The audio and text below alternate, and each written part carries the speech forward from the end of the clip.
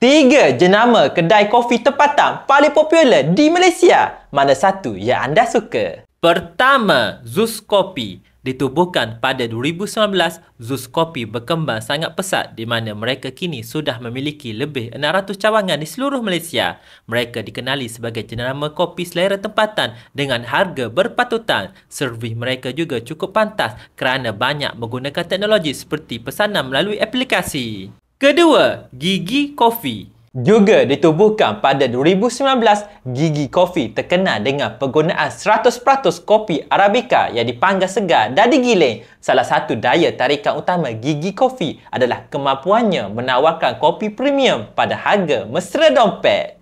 Yang suka minum kopi, sila hadirkan diri dan bagi tahu perisa kopi kegemaran anda. Terima kasih. Ketiga, Kopi Saigon. Terkenal dengan slogan tiada hari tanpa kopi, Kopi Saigon menawarkan pengalaman kopi Vietnam dengan harga bermula sekitar RM6 sahaja. Yang pasti, Kopi Saigon dijamin halal 100%, menjadikannya pilihan yang popular di kalangan masyarakat Malaysia. Yang pasti juga, rasa kopi-kopi mereka cukup unik dan kau.